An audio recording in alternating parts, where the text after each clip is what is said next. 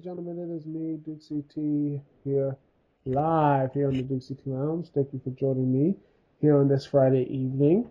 First things first, let's get the phone number out the way if you want to connect to me, Dukect. Remember, the chat room is always on lock, so if you want to call in, remember, the phone number is 724-444-7444. Once again, the call ID to connect to me, Dukect, is 92417. Once again, all numbers here to dial in, the number is 724-444-7444. And the call ID to connect to me, Dukect, is 92417. That is 92417. Man, what a wow week. All this crazy stuff is going on and on and on and on and on. Well, the WWE news, man. Woo. WWE has been a lot of people, the Punk Podcast. I and a couple of a friend of mine, old Rosen Hacker, talked about the podcast and all the crazy stuff that was surrounding it. If you haven't listened already, why haven't you? It's on our YouTube channel, link in the description. Since there was no Dukect Lounge last week, besides I wasn't really going to do a Dukect Lounge because it was Thanksgiving, so it was a special one for you. Let's see. The WWE had their own special podcast. They talked to old Vinnie Mac, Stone Cold Steve Austin podcast. Like they were going to talk about this, a couple weeks ago before the whole Punk craziness. And yeah, some of the stuff did come up. Let's talk about what happened in the WWE Stone Cold podcast, shall we? Vince didn't really touch much of the whole situation. He did talk about CM Punk getting fired on his wedding day, and he says, he just said, he apologized and said, well, it was wrong for him to get the notice of the WWE. He said the notice of he didn't mean to do all that. He was apologizing. He's like, it was wrong for him to do so. It was wrong for the WWE. It was wrong for him to do that. So he's like, man, I'm very sorry. Didn't mean for this to happen. Getting that thing happen. He said, it was just a coincidence. He didn't mean that. CM Punk getting fired on his wedding day. He didn't mean that. And I see that. And I don't think it was. If he did mention it, that's fine. That's a good thing. But there are many, and I mean many problems with the WWE that Punk that he did not address. In fact, he actually went out in a way, and some say he just completely buried his whole roster. His entire old roster, saying, there's no one else but Cena no one's out there to get the brass ring, which I say BS to, because a certain Long Island resident pushed himself all the way. Pushed himself to push himself all the way to get on the card. People chanting him during people chanting the "We Want Ryder" at The Rock at the end of Survivor Series. Honestly, that's just smacks of just dishonesty. How on how Vince McMahon is basically talking out of his rear end. And this is why no one, and means no one, really, really just respects him. I mean, let's all be real here. The WWE doesn't really have a good environment of actually pushing. When they do go out of their way, and they do try to get that brass ring, they get completely hurt by it. In fact, how about his rant on Cesaro?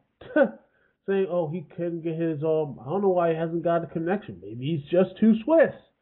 I'm like, shut up, Vince. He's gotten over in spite of you doing nothing with him for the past couple months. He did his giant swing, had a really good repertoire with the Real Americans. By the way, I don't know why they didn't win the tag belts. Should win the tag belts.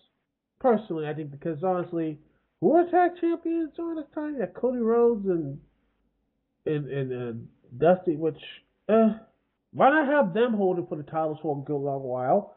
You know, have those titles on, have them double at WrestleMania. You know, that would have been more interesting than just having, oh, I don't know. It would have been better if they would have just said, did that. Oh, I mean, just say, we'll just have them do nothing. I mean, Randy Orton had that great match on SmackDown, and when that happened, and when SmackDown, people were like, they were all up in swagger, and they were up at him after he won that Battle Royal. A lot of people were hype up about that. So instead of cashing in on that, they turned into a Paul Heyman guy. Then he turned heel. Then he dropped with Paul Heyman, and he didn't do anything. A couple months, he fought with John Cena, lost, and fought for the United States Championship again, and then lost. And he just fought for the Intercontinental title, and then lost in two straight falls. I'm like, ugh. And they're like, well, why is Cesaro not getting over? They wonder why Cesaro is not getting over. I'm like, really? It is, why even care? That's my thing. Why even put all this stuff to effort? Why are you going to go and get some effort instead of actually saying, you know what? When you're not going to do anything with your big projects, especially not only Cesaro, but with Dean Ambrose, but with Bray Wyatt, with all this other stuff, he's doing everything he can, but the writing staff continue to keep cutting his legs off. I'm sorry. It's just a complete and utter debacle. Kind of like the Game Awards is right now. Seriously. Why in the world they will watch that dribble is just, I mean, sorry. I mean, seriously. Once I saw when they had Madden win the Game of the Year around 2004, I was like, yeah, this is a complete farce. And it got a little better, but at the end of the day, you know what? It's I don't I don't watch those type of award shows. I mean, I barely watch any awards for real legitimate type of award shows, much less this one. Seriously, the Game Awards, all that sort of stuff. Oh, they're trying so hard to be legitimate and failing miserably.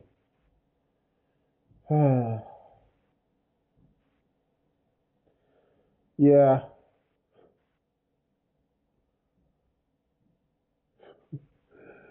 Uh, but anyway, back to my point with Vince McMahon is a podcast for the most part was actually interesting, and I want to see more of it. I mean, Stone Cold with these real time interviews.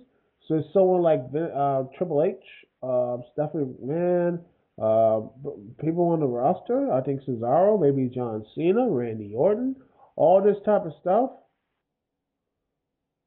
I think it will be very very interesting. I would actually be in favor of it. I think it would be a very good idea. I think a lot of people will be for it. I mean, come on. I mean, that was a very interesting type of live podcast, which I wish they could do more. And I think they are going to do more of that. Anyway, um, uh, yeah, I'm just frustrated people at the whole treatment of Cesaro, and they didn't even cover honestly, they didn't even cover the medical problems too. I mean, they have to get ahead of it. I mean, they already all lost. I think the part two of the podcast, Punk Podcast, is getting. I think it's already done, and I'm hopeful after all of that stuff with the first one, the whole Mercer episode, they better start actually, you know, actually fix this problem because MRSA is no joke. Staph infections are no joke.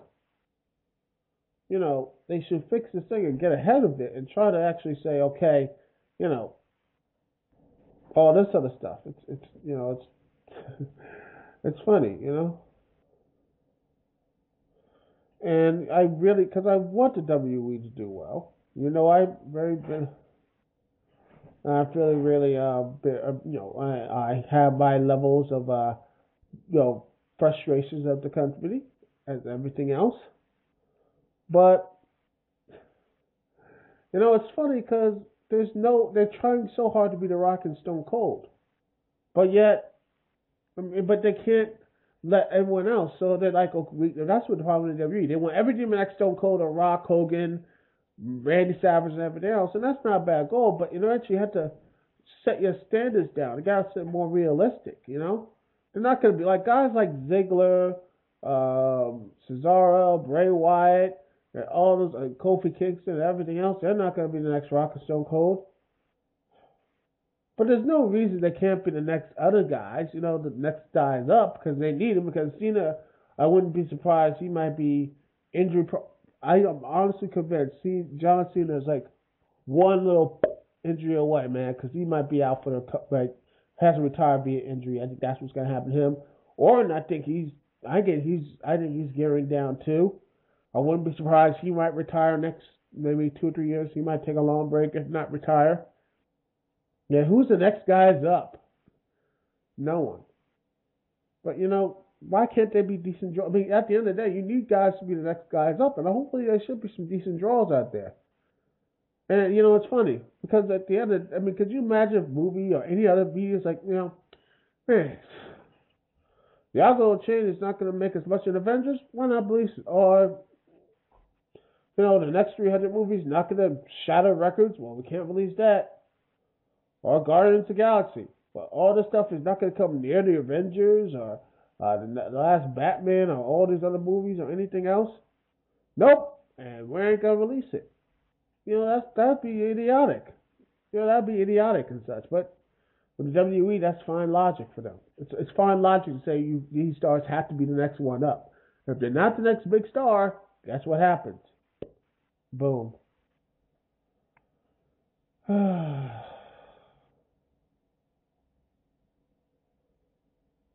But that's just my personal opinion.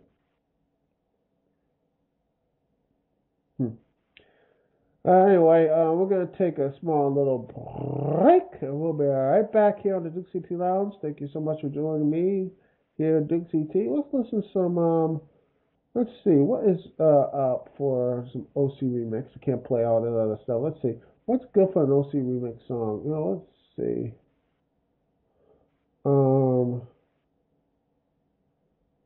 Let's see. What would be good from the OC remix? Let's see. Let's play a little Donkey Kong. And let's play a little bit of some calm down music, some chill music. Let us listen to Bamble Reprise, Stick Up a Symphony here, live on the Dukect Lounge. Thank you so much for joining me, Dukect, here on TalkShoe.com.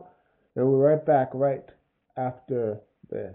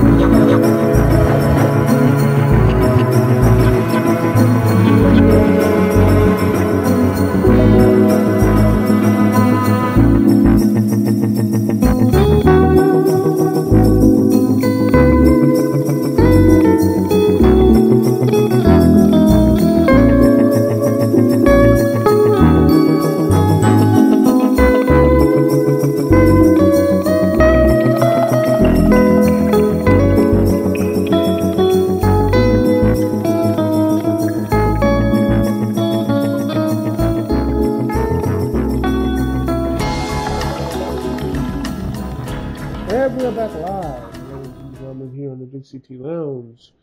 Phone number, if you want to connect to me, Dukect, is 724-444-7444. Once again, the number is 724-444-7444.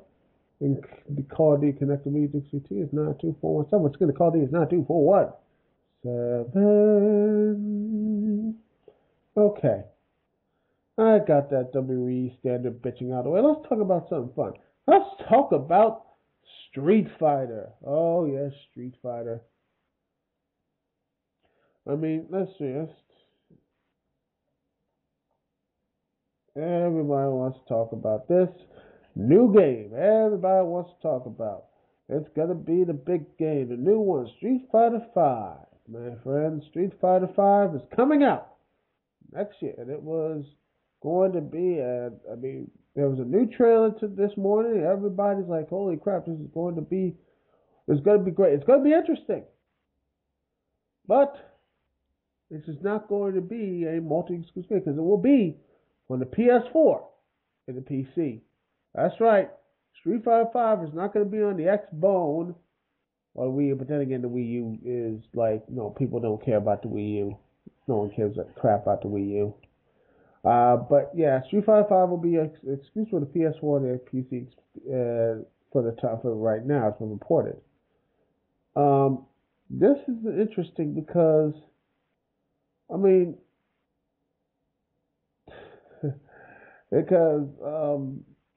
the exclusives don't really happen much because both sides are like, hey, we can make the season relatively the same to make most money. But, well, now you have these huge games now coming exclusive again. We had Tomb Raider that's going to be on the 360, Xbox One, and PC.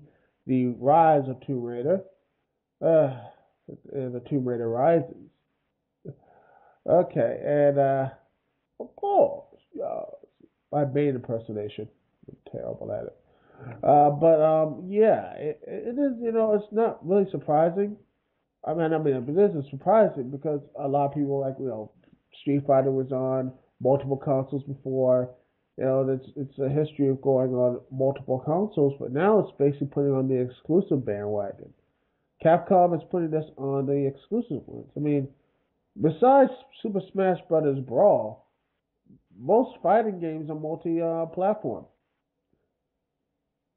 And this article right here from Paul Tassi saying that this is going to have, because once upon a time Tekken was PlayStation's number one console for the exclusive, and now it's Street Fighter. It's interesting, and Sony must have paid a lot of money for Capcom to have this, because whatever we can say about Street Fighter and Capcom these days, Street Fighter is still a moneymaker. It's still really good. Personally, I'm not really into Street Fighter much anymore.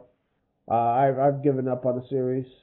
I think, honestly, the last Street Fighter game I ever owned, I believe, was Street Fighter versus...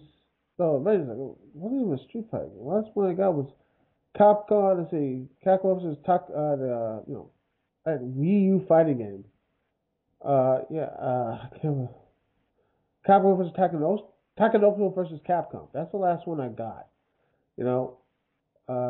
Fighting game from Capcom, and I really enjoyed it. And other than that, then I had Capcom, Marvel versus Capcom 3, which is fun, but it was lacking in a lot of ways.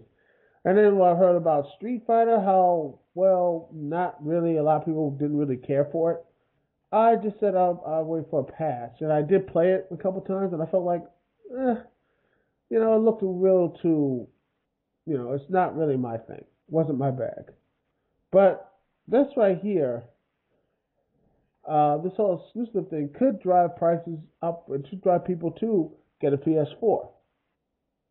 And they do need something. Capcom needs something to shake things up because of Capcom, its own issues. This might be a very positive thing because this could be really good. This is,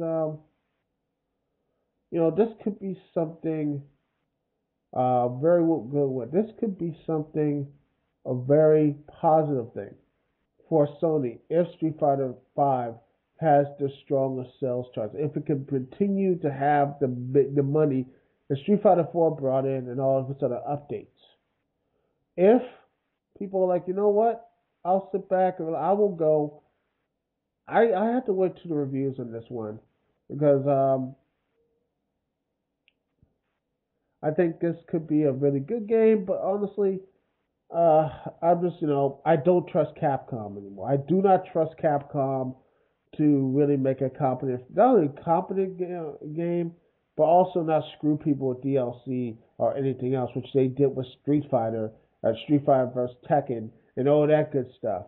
I just can't trust Capcom anymore, and I hope it could do well, but I wouldn't be surprised if come out on launch day there's some type of crazy little screw job deal or anything. I would not be surprised. But if things go according to plan and Street Fighter is a positive thing, well then Sony got a big win. If not, well it's gonna be another thing. People are gonna be like, yeah, I'm not gonna really go out and buy it. If it's bombs, it'll be just something, and Sony's gotta eat this price, eat it. Trust me, they aren't gonna like it. They won't like it. I guarantee you that. Anyway, I'm going to. This is the end of Dukect Lounge. Thank you so much for joining me, and I will try to do this again. We'll do this again for next Friday and the Friday after that. But I will not be here for the 26th. I will be off on Christmas Day, family and all that good stuff. I will not be there on Friday. There will be no Dukect Lounge on the Christmas Day. And then I will be back in 2015, and I will be talking about this year and all that good stuff. I will be talking Dukect Lounge. I will be doing a best of 2014, best of and worst of 2014 for January 2nd. So hopefully you will join for that, ladies and gentlemen. Thank you so much for joining me this evening here on TalkShoe.com, and also on YouTube, Screw Attack, and all the other video service sites that I haven't been kicked out of yet. Anyway, this is Dukect here. Peace and love. I will see y'all when I see y'all later.